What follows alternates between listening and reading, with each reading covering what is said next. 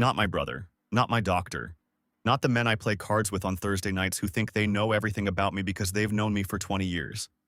Nobody. So sit with me for a while. Get comfortable. Because this is the kind of story that needs room. My name is Frank. Frank Dalton. I'm 53 years old, which I know sounds old when I say it out loud, but it doesn't feel old from the inside. From the inside, it feels like I blinked and somehow the young man I used to be is now someone who needs reading glasses and whose knees give him trouble on cold mornings. But the inside of me, the part that thinks, the part that feels, the part that kept this secret, that part hasn't aged a day. I live in Harpersville, Ohio. Population 4,000, give or take. Main Street has a diner, a hardware store, a barber shop that my father used to take me to as a boy, and a church on the corner that has the best parking lot in town because it empties out at noon on Sundays. And that's when people stand around and talk the way people in small towns have been standing around and talking, since before anyone can remember. I work at the paper mill on the east side. Have worked there since I was 22. Started on the floor, moved to logistics. Now I manage the shipping department, which means I know where everything is going and when it needs to get there, which turns out to be a very good skill to have and a terrible way to live if you're trying to stop your brain from organizing everything into neat little boxes. I have a son. His name is Tommy. Thomas Robert Dalton. He is 28 years old now, and he is the best thing I have ever done. And he lives in Columbus and calls me every Sunday. And when I hear his voice, I still feel the same thing I felt the first time the nurse put him in my arms in that hospital room 30 years ago. This overwhelming, slightly terrifying sense that I would do anything, anything at all, to make sure this person was okay. I was married for 11 years. To a woman named Deborah, who was good and decent, and who deserved better than a husband who spent the last 3 of those years slowly understanding something about himself that changed everything. We ended it as kindly as we could. Tommy was 9. He lived with Deborah during the week and with me on weekends, and I poured everything I had into those weekends, and Tommy turned out fine. More than fine. I didn't date after the divorce. I want to be honest about that. I knew something about myself, but I didn't know how to act on it, and Harpersville was not exactly the kind of town where a 50-year-old man at the paper mill could easily figure that out, so I didn't. I went to work, I came home, I went to Tommy's baseball games and his school plays and his graduation, and I was present for every single one of those things, and I told myself that was enough. I told myself a lot of things. I was pretty good at it. Until the summer, Tommy brought his best friend home. Let me tell you about my house first, because it matters. I bought it 3 years after the divorce. Ranch style, on Birch Street, with a covered porch on the front and a garage I converted into a workshop because I needed somewhere to put my hands when my head got too full. I built a workbench in there that takes up the whole east wall. I make things. Furniture, mostly. Small things sometimes. A shelf, a box with dovetail joints. The kind of thing that requires you to be patient and precise and present in a way that work at the paper mill doesn't require. The house has a kitchen that faces west, so in the evenings the light comes through the window above the sink and turns everything warm and slightly gold. That matters because the most important moments of this story happened in that kitchen, in that light. I know that sounds like I'm making it up. I promise you, I'm not. Tommy had been in Columbus for 6 years. He went to Ohio State for engineering, stayed after graduation, got a job at a firm downtown. He had an apartment, a group of friends, a life that was his own, and I was proud of him in a way that felt clean and complete. The pride of a father who knows he did something right. He called on Sundays, like I said, and every now and then he'd come home for a weekend. And sometimes in those visits, he'd mention his friend, his best friend. Dad, you'd love Marcus. I don't know how to explain it. He just sees things differently than other people. I'd nod and make the right sounds and store it away in the part of my brain labeled Tommy's Columbus life. A place I was glad existed and didn't need to visit. I had no idea. I want to say that clearly. I had absolutely no idea. It was the summer Tommy was 24. He called on a Sunday in June. I remember the smell of the porch, the sound of the neighbor's kids somewhere down the block, and asked if he could bring Marcus for the 4th of July. Someone without anywhere to go for the holiday. I told him, of course. The more the merrier. I didn't prepare for anything. I cleaned the house, bought extra groceries, aired out the guest room, standard stuff. A friend of my son's was coming to stay for a few days. I was a grown man. This was not a complicated situation. They arrived on July 2nd in Tommy's car. I was on the porch when they pulled into the driveway. Tommy got out first, and I went down the steps to hug him. And then I looked up. Marcus Webb, 25 years old. Dark eyes. The kind of face that was both serious and warm at the same time, if that makes any sense. The face of someone who thought before he spoke, who listened like it cost him something to miss a word. He was taller than Tommy, lean, with the hands of someone who worked with them. I noticed that immediately. I don't know why. I always noticed hands. He walked around the car and put out his hand and introduced himself. Said Tommy had told him a lot about me. Said it was good to finally meet me. His voice was low and even, unhurried. A man who had learned somewhere along the way that you didn't need to rush words to make them matter. He sounded like someone you could trust. I shook his hand and told him Frank was fine, no Mr. Dalton necessary. He repeated my name back at me. Just my name, nothing else. And my name in his voice sounded like something I hadn't heard in a long time, like something that meant more than a name usually means. I turned and went up the porch steps and didn't think anything of it. I didn't understand it then, but now I do. That was the moment. Right there. Neo sai dos sa shi. The first day was fine. Completely, unremarkably fine. We had dinner on the back porch. I grilled. Tommy set the table. Marcus brought out the plates without being asked, which I noticed because Tommy had been eating off paper plates in his apartment for years, and apparently some habits rubbed off and some didn't. We talked about Tommy's job, about Marcus's work. He was a carpenter, had his own small business, residential work mostly, the kind I understood from my own workshop. We talked about the mill, about Harpersville, about whether small towns were better or worse than cities for living an actual life, Marcus said. And I remember this exactly. That it depended on what you were trying to live. He looked at me across the table, the evening light coming sideways through the trees, and said that cities were good for becoming something, but small towns were better for knowing what you already were. Tommy rolled his eyes. Told me this was what Marcus always did. Sounded simple, and then you thought about it for a week. I thought about it for longer than a week, but that night, I went to bed the same man I'd been that morning. Quiet. Managed. Fine. I know what you're thinking. You're thinking, Frank, you already knew. And maybe some part of me did. But the part that controls the narrative, the part that decides what the story is about, that part didn't know yet. That part was still writing a different story. The second day was the 4th of July. Tommy had found a group of friends from high school who were still in Harpersville, doing fireworks and a cookout at the Henderson's place across town. He invited us both. I said I'd come by later. I wanted to finish a project in the workshop first. The kind of excuse I gave myself that was really just me needing to be alone with my hands for a while. Marcus stayed back. Not intentionally, I don't think. He'd seen enough fireworks in his life and wouldn't mind helping if I needed an extra pair of hands. I told him I didn't need help, the offer was appreciated. He said in that case he'd just watch. He wanted to see how I did the dovetail joints. Tommy had shown him a picture of the box I'd made his mother for Christmas the year before. I looked at him when he said that. He'd shown him that. Marcus just smiled. Said Tommy was proud of me. Said it the way you state a fact that should have been obvious all along. I didn't know what to do with that. So I nodded and went into the workshop. He sat on the stool in the corner and watched. I want to tell you what it is to have someone watch you work. Really watch. Not the way people watch when they're waiting for you to be done. The glazed look, the phone in their hand. But the way a person watches when they are genuinely interested, when they are paying attention, when they are with you in the room in a way that is complete.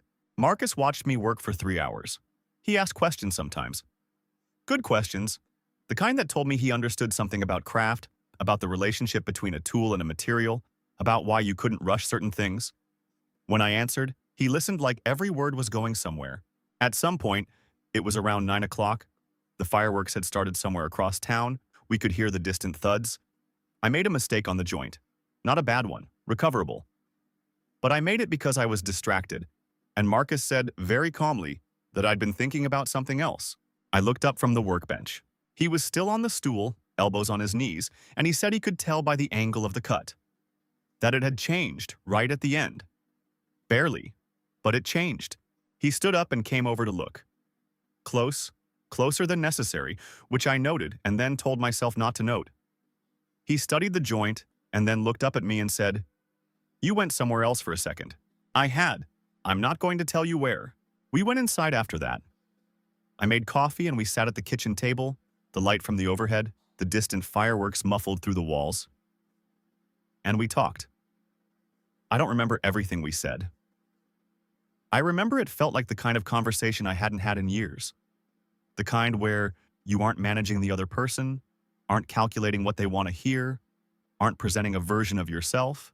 He told me about growing up in Dayton, about his father, who had died when Marcus was 16 and who had been a carpenter, and how learning the trade felt like continuing a conversation that had been interrupted. He said it quietly and without self-pity, the way people talk about things they've made peace with. I told him about the workshop, about why I started, about how after the divorce I didn't know what to do with the hours, and someone suggested a woodworking class, and something about the weight of the wood in my hands, the smell of it, the way it required your complete attention. It helped. He asked what it helped with. I said, staying in the room.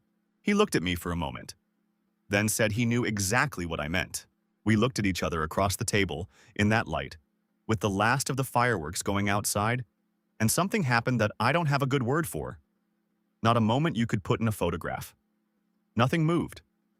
But something shifted. I picked up my coffee cup and said Tommy was probably heading back soon. Marcus agreed. Neither of us moved. I stood up eventually, took the cups to the sink.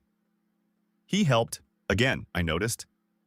And when Tommy came home 20 minutes later, smelling like smoke and happy, Marcus was back on the couch reading, and I was at the kitchen table with a book I hadn't opened. And everything looked exactly as it should. I went to bed at midnight telling myself it was just a good talk with a smart young man. Nothing more than that. I did not sleep. At 2 in the morning, I got up for water. The house was quiet. I went to the kitchen. The porch light was on. I looked through the screen door. Marcus was in the wooden chair I'd made 3 years ago, the one with the slightly wider armrests because I'd measured wrong and fixed it into a feature. He was looking out at the street. Not on his phone, just looking. I stood at the screen door for a moment. I should have gone back to bed. I opened the door. I sat on the porch step. He didn't say anything at first, just turned to look at me. And for just a second before he arranged his expression, I saw something in his face that I recognized. Because I was wearing the same thing. We sat without talking for a while. The street was empty and quiet the way small-town streets are quiet at 2 in the morning, completely without apology. Then he asked me something personal, asked if I was happy here, in this town, in this life. I thought about it honestly before I answered. I told him I was content. He said that wasn't the same thing. I said no, it wasn't. We sat with that for a moment. Then I asked him the same question. He thought about it the way he did everything, with the full weight of his attention. Said he was getting there. Said he'd been figuring out what he actually wanted versus what he thought he was supposed to want. And those two things had been further apart than he expected. I told him I knew that gap. And then, in the dark, he said something I have replayed more times than I can count. He said he felt like he'd known me for a long time. That talking to me was easy in a way that talking to most people wasn't. I told him I knew what he meant. His hand was on the armrest of the chair. My hand was on the porch step, 6 inches apart. Maybe less. I stood up and said we should sleep. He agreed. I went inside and lay in my bed staring at the ceiling, and I thought about the 6 inches and the way his face had looked in that unguarded moment. And I told myself very firmly that I was going to sleep right now. I was not happy. I was also not content. I was something I hadn't felt in a long time, and it scared me more than I have words for. And I did not sleep again until nearly 4 in the morning. They left on July 6th, Sunday morning. I made the big breakfast. Eggs, bacon, toast, the slow coffee. Marcus ate everything on his plate and asked if he could have more toast, which made Tommy laugh. I felt something warm and foolish at that, which I noted and filed away under none of your business, Franks. They loaded the car. Tommy hugged me the way he always did. Hard, no apology for it. I held on a beat longer than usual. He didn't notice. Marcus shook my hand, but before he did, he looked at me. Just looked for a second, with those dark eyes, and said thank you. For the workshop, and for the porch. Said it like both things meant something specific. I told him to come back anytime. He said he would. He sounded like he meant it. I stood in the driveway and watched the car go down Birch Street and turn left on Main and disappear. Then I went inside and sat at the kitchen table in the morning light and stayed there for a long time. Sorry. The next 3 months were the worst I'd had since the divorce. Not because anything bad happened. Because nothing happened at all. and I had to live with that, and I was not as good at it as I thought. I went to work. I came home. I went to the workshop and made nothing good for 2 months. Nothing fit right, nothing looked right. I kept making the cut while thinking about something else. I threw away more pieces of wood than I had in years. Tommy called on Sundays and I asked about Marcus the way I asked about his job. Casually, slipped in. One item on a list. Always the same back. Marcus was good. Marcus was busy. Marcus had a big job in Bexley. Good for him. Move on. I was managing at maximum capacity. I thought I was doing fine. In September, Tommy called to say he and Marcus were thinking about coming down in October. Just for a weekend. The second week, Friday night. My stomach did something I am not going to describe. I said, of course, you don't need to ask. I spent the next 4 weeks having a conversation with myself that I am not proud of. The part of my brain that wanted to be honest kept pushing against the part that had been managing things for 30 years. The honest part said, you know what this is. The managing part said, it doesn't matter what it is. He is 25, and he is your son's best friend, and you are 50, and you live in Harpersville. The managing part was losing ground, and it knew it. So, they came in October. Friday evening, pot roast in the oven. I heard the car pull into the driveway before I saw it. Heard the doors. Heard Tommy's voice first, already talking about the traffic. Then Marcus came through the door behind him, set both bags down in the entryway, looked around the kitchen with the expression of someone walking back into somewhere they'd been happy before, and said the house smelled incredible. I said pot roast. He said he'd been thinking about my pot roast since July. Tommy rolled his eyes and confirmed this was true and embarrassing. I felt that warm, foolish thing again. Kept it off my face. Dinner was good. Tommy was in a good mood. A project at work had come together, and he talked about it with the particular energy of someone who'd been carrying something difficult and finally set it down.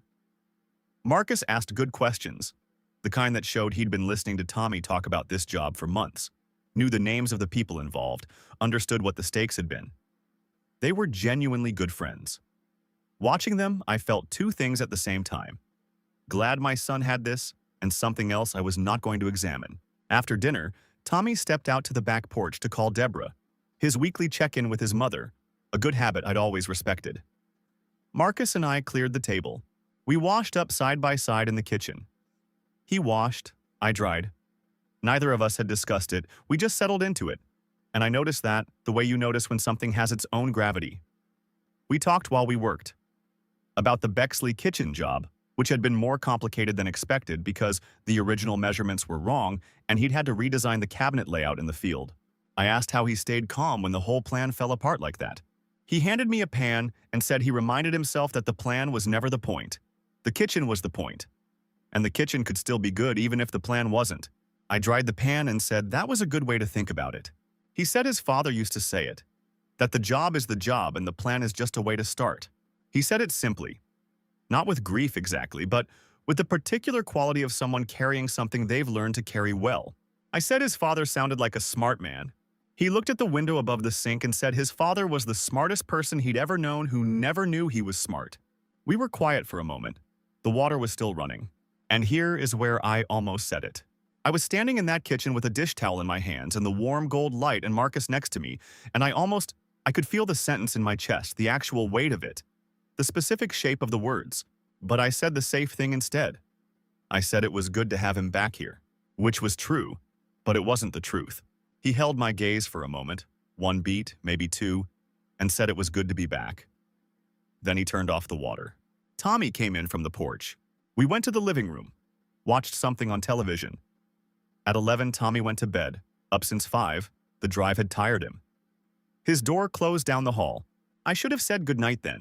Instead, I got 2 beers from the kitchen and Marcus followed me in, and we sat at the table and we talked until 1 in the morning. I'm not going to tell you everything we said. Some of it is mine to keep. But I'll tell you this. We talked about grief, about time, about what it was like to lose someone before you were ready and how that changed the way you moved through the rest of your life. We talked about my marriage, briefly, carefully. We talked about the workshop and what it was for. We talked about loneliness the way 2 people who've both lived alone for a while can talk about it. As a neutral fact, a weather condition, neither of them asking for sympathy. At some point, Marcus stopped mid-sentence. He looked at his beer. Then he looked at me and said, very carefully, that he wanted to ask me something.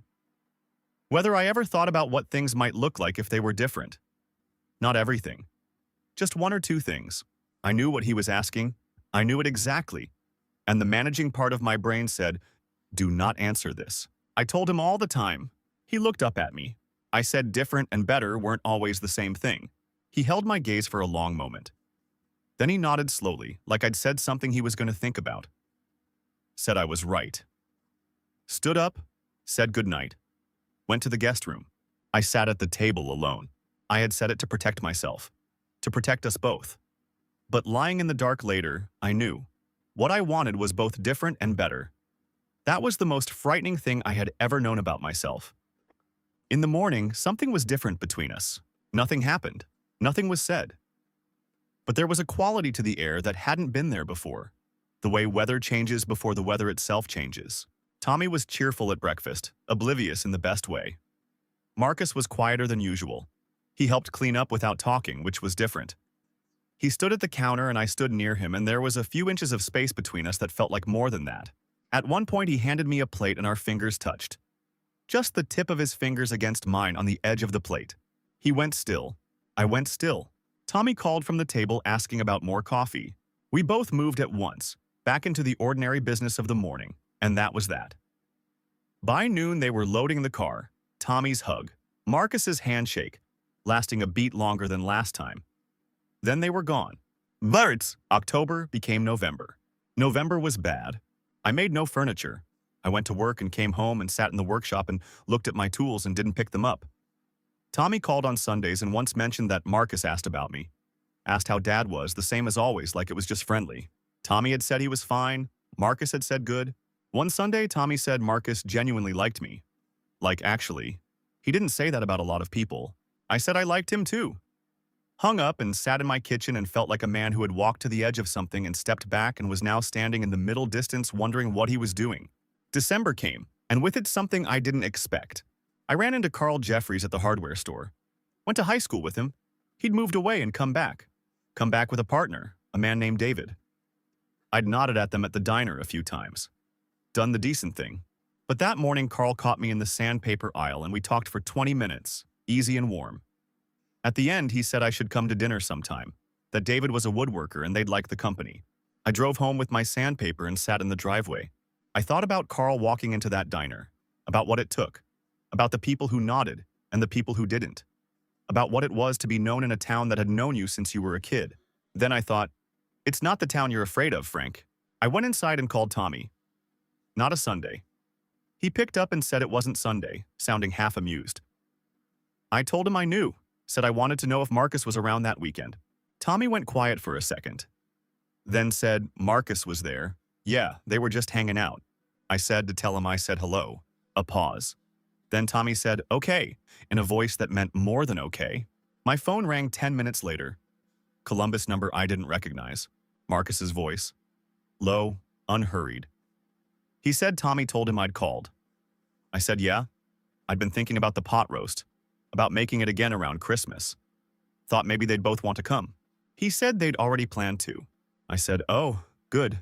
Then he said my name, just my name, and there was a quality in it I'd been storing in my chest since July. He said he was glad I called. Just that. Nothing more. I sat in my kitchen for a long time after we hung up. Because I was glad I'd called too. Terrified, but glad. And underneath both of those things, underneath all of it, I could feel something wrong gathering, the way you feel weather coming. Something in the silence before he said he was glad. Something I couldn't name. I found out what it was 3 weeks later, and I made the worst mistake of this whole story. Christmas was the second week. They arrived on the 23rd. Tommy first through the door, already talking. Marcus behind him with the bags, setting them down in the entryway, looking around the house like someone stepping back into a place they'd been comfortable before. The first day was easy. The three of us had found our rhythm, and it held. Dinner was good, the conversation was good. I showed Marcus the cabinet I'd been working on in the workshop. He stood at my workbench and looked at it for a long time. Then said it was really good. Said he could see I'd been working. I said a little. He looked at me with that particular look. The one I'd been cataloging since July. The one I couldn't entirely read. And said good. Just good. And something in that single word landed differently than it should have. Christmas Eve, Tommy went to see old friends in the afternoon. He'd be back by 6. Marcus and I were in the house. The kitchen. The westward light. I was cooking and he was at the table and we were talking. I don't remember about what. When he asked if he could say something, I turned from the stove. He said he'd never told Tommy something important about himself. Had been trying to figure out when the right time was. Whether it would change things. I looked at him. And here is where I made the mistake.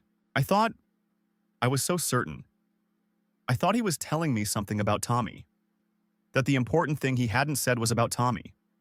That he had feelings for my son. And everything I'd been feeling since July hardened into something cold and flat. I turned back to the stove. Told him he should say it, whatever it was. That Tommy could handle it. My voice was completely controlled.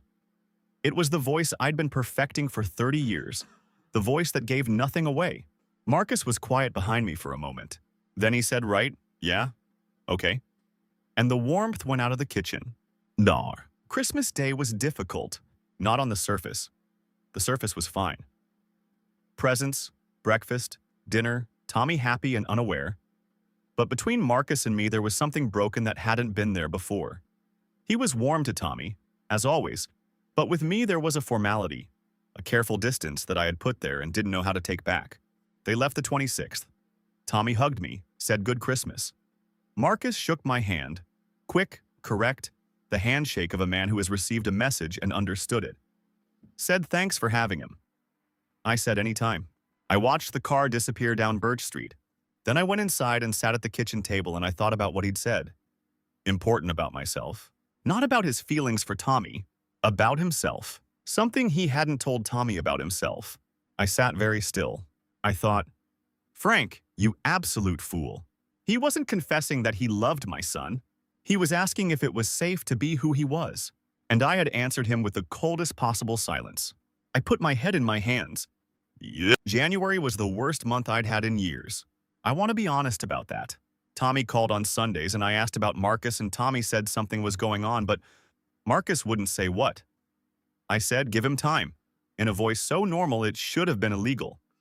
I went to the workshop and made a box with a lid that didn't fit right, which had never happened to me in 15 years. I looked at it and thought, even the work knows. I thought about calling Marcus 100 times. Would pick up my phone, look at his number. Tommy had given it to me in October, practical, in case you need him, Dad, and put it back down. What would I say? I was 50 years old in Harpersville, Ohio. I had misread him. I had heard him. I had told him without a single word that some people's true selves were not welcome. I had done the one thing I'd promised myself. After years of managing my own secret, I would never do to another person. I had made him feel unseen. One Thursday night in January, I sat in the workshop with nothing coming out right and I made a decision. I was going to say something. I didn't know if it would fix anything. I didn't know if what I'd felt since July was anything he still wanted to receive. But I was going to say the true thing. Because I was 50 years old, and I was done with the box I had built around myself. Done with right enough. I called Tommy. He picked up on the second ring. I told him I wanted to ask a favor. Said I had a cabinet job I needed a second opinion on. And Marcus knew more about these joints than anyone I'd met. Tommy went quiet. Then said my name. Just my name. The way Marcus said it. The way people say a name when they've been waiting for the person wearing it to catch up to something. He said he'd call Marcus. 20 minutes later, my phone rang. Marcus. I heard his voice and felt everything I'd been managing for a month try to climb back up into the managing position. And I said no, not this time. I told him the cabinet was real, but it wasn't the only reason I was calling. Told him I'd handled something wrong at Christmas. That I'd made an assumption and I was wrong. And I'd said something with my silence that I hadn't meant to say. A long pause. He asked how I knew I was wrong. I told him I'd been thinking about it for a month and I knew what he'd been trying to tell me. And I knew what I'd done with it. And I was wrong. Another pause. He asked if he could come next weekend. I said yes. He said, okay. I held the phone after we hung up. My hands were shaking. Not from fear, or not only from fear. From something that felt, after a long winter of nothing, like the first real warmth I'd had in months. He came on a Saturday, February. The serious kind of cold Ohio does in February, the kind that means business. I had the heat on, and the coffee ready, and the cabinet in the workshop, which did genuinely need a second opinion on the door alignment, so that part wasn't a pretense. I was on the porch when he pulled up, which I hadn't planned. So when he got out of the car and walked up the path and looked at me, I had nothing to do with my hands. He said it was cold. I said it was. I told him the coffee was on and held the door, and he came inside and the porch conversation was done. Good. That was good. No performance, no weather report stretched into a scene. Just, he came in, the door closed. The house was warm. We sat at the kitchen table and talked for an hour before we went to the workshop, and the talking was different from before. Careful in a new way. Careful not the way you're careful when you're hiding something, but the way you're careful when something is fragile and you know it and you want to hold it right. He asked about January. I told him honestly that it had been hard. He nodded like he understood. I asked about his. Same, he said. I told him I was sorry about Christmas. He said, what exactly was I sorry for? And I understood he wasn't being difficult. He wanted to know if I actually knew. I looked at my coffee cup and said I'd heard what he was trying to tell me, what he was trying to ask. And I'd given him an answer that wasn't an answer. That was a wall, and that was wrong. He was quiet for a moment. Then he said whatever I thought he was asking. The answer was that he would be safe with Tommy. He'd known that for a while. That wasn't what he was trying to ask. I held very still. He looked up at me and said he was asking if it was safe with me. The kitchen was very quiet. The heater hummed. Outside, a car went down Birch Street. I said yes. One word. Then I said it again because once wasn't enough. Yes, he was safe here. Whatever he was, whatever he felt, he was safe in this house. His jaw moved slightly. He looked at the table and nodded. We sat quietly for a bit. Then he said thank you. And I said I should have said it in December. And he said, yeah, I should have.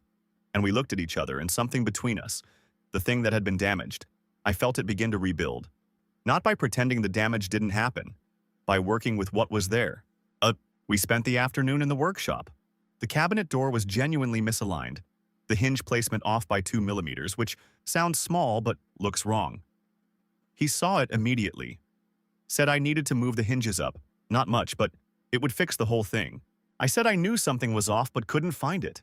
He said I was too close to it. We worked side by side for 2 hours. His hands on the wood, my hands on the wood. He knew what he was doing, competent and quiet and precise. And I found myself watching his hands the way I had in July. At some point he said something that has stayed with me. He said this was why I'd made the workshop, wasn't it? Not a question, an observation. I said I didn't follow.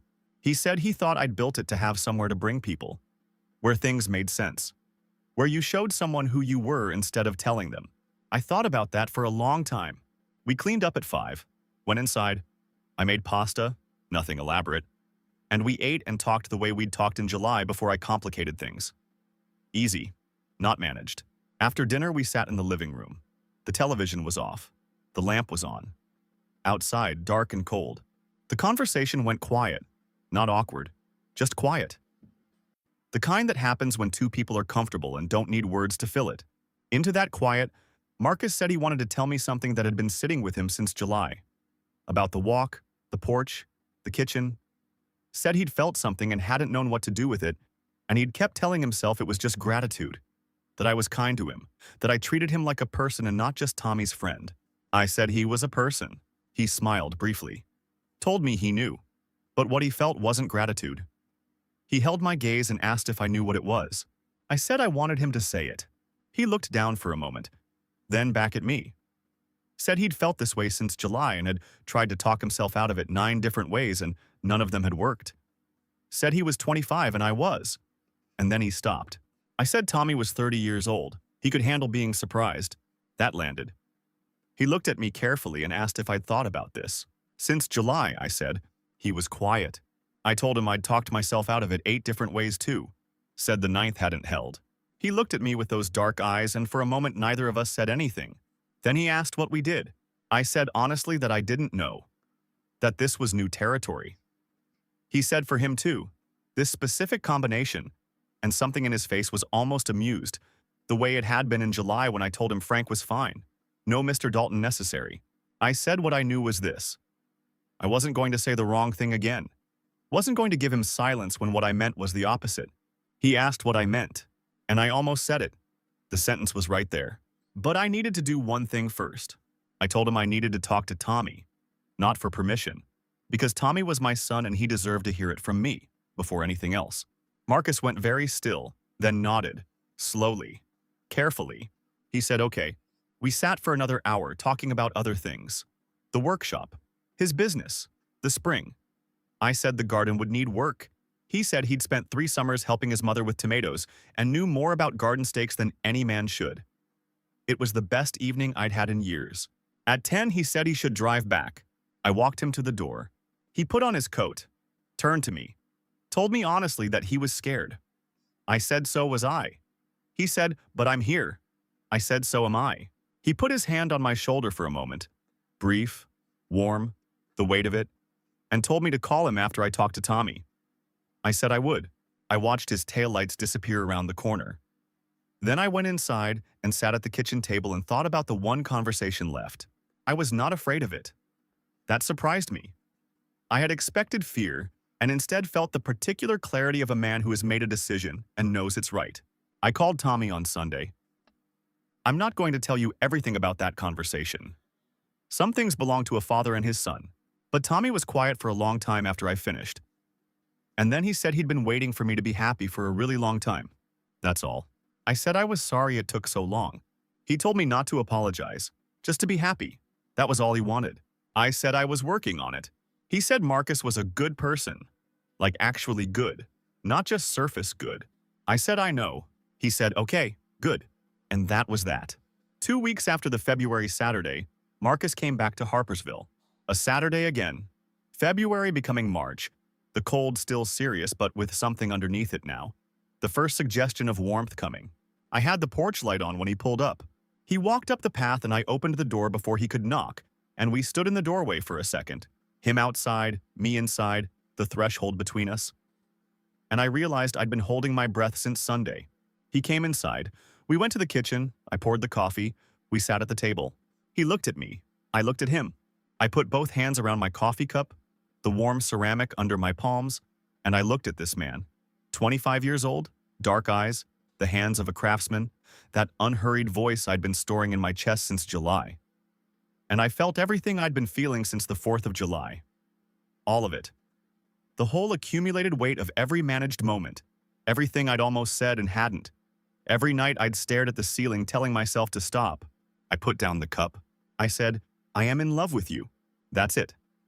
That's the sentence. 5 words. The simplest sentence in the English language. I'd been carrying it since July and it had started to feel like furniture. I said it. Then I sat and waited. Marcus was very still. He looked at his coffee cup, the table, then at me, and slowly, carefully, the way he did everything, he smiled. Not the corner of the mouth one, not the quiet one, the full one, his whole face. The smile of a man who has been waiting to receive something for a long time and has finally received it. He said he knew, told me he'd known since July. He just hadn't known if I... And then he stopped and shook his head. Said he'd been waiting a long time for me to say that. I told him I should have said it sooner. He said maybe, but I said it now. We sat in my kitchen on a Saturday morning in March, in the warm light, and the ordinary world went on outside the window, and everything was the same and everything was different. He reached across the table and put his hand over mine. Not briefly. He held on. I held on. The kitchen was quiet. The coffee was warm. Down the street, the neighbor's dog started up and went quiet. A car passed. The light through the window shifted as a cloud moved across the sun. The kitchen went a shade dimmer, and then back to gold. I thought about July, the 4th of July porch, the 2 in the morning quiet and his hand on the armrest 6 inches from mine. October and the fingers touching on the plate. December and my terrible silent answer. January in the workshop with nothing coming out right. I thought about all the years before that. The years of managing. The years of telling myself this is enough, right enough, good enough, fine. I thought about what it cost. I thought about what this felt like instead. He asked, quietly, what I was thinking about. I told him how much time I'd wasted being careful. He said I was careful because I had things worth protecting. I said maybe, but I was also afraid. He said he knew. I looked at him across the table, his hand on mine, the light between us, and said, now I was here. He said, so quietly I almost didn't hear it. In that unhurried voice I had been storing in my chest since the first moment I heard it on my front porch in July, he said, "So am I." Ha! That's the story. That's all of it. I know what you're thinking. You're thinking, "Frank, is it complicated? Are there things to figure out?" Yes, of course. Tommy and Marcus still talk on the phone 3 times a week. Some people in Harpersville look at me differently now. Carl Jeffries brought his partner David over for dinner in April, and the four of us talked for 4 hours, and that was one of the best evenings I've had in years. Some things are exactly as complicated as you'd expect. And some things are so simple they almost make you angry, because you realize they were always this simple and you were the one making them complicated. The pot roast is better with someone to eat it. The porch at 2 in the morning is better with someone in the chair. The kitchen in the evening light is better when there are 2 cups on the table. The workshop is better when someone is watching. I know that doesn't sound like much, but I am 53 years old and I have been fine for a very long time. And fine is not the same as this. This is the workshop when the joint fits right. When you've worked with the grain instead of against it. When the lid closes exactly the way it was meant to close, and you set it down and you stand back and you think, there, that's what it was supposed to be. Marcus comes to Harpersville on Saturdays now. Not every Saturday, but enough. He parks in the driveway and I open the door before he knocks and we go to the kitchen and I pour the coffee and we sit at the table in the morning light. Nothing managed. Nothing hidden. Just exactly where we are. Last Saturday, he was at the workbench, showing me a joint technique his father had taught him. A variation I hadn't seen. More complex than the standard. Beautiful when it came together. I was watching his hands. He looked up. He said I was doing it again. Thinking about something else. I looked at him. I was thinking about him. About the word enough and what it used to mean and what it meant now. About the porch at 2 in the morning and the decade of workshops that were preparation for this without my knowing it. I said, not this time. He held my gaze for a moment. He smiled. And I picked up the tool. And we worked. For every man who said fine when he meant everything. For every man who knows what a locked trunk costs. For every man who put something down finally after a very long time. It was real then. It is real now. There is still time. He was standing in my kitchen doorway, and I had just turned around from the stove, and for 1 second, just one, we were closer than we had any right to be, and neither of us moved. That's it. That's the whole story in 1 second. But let me start from the beginning. I need to tell you something. I've never told anyone this before,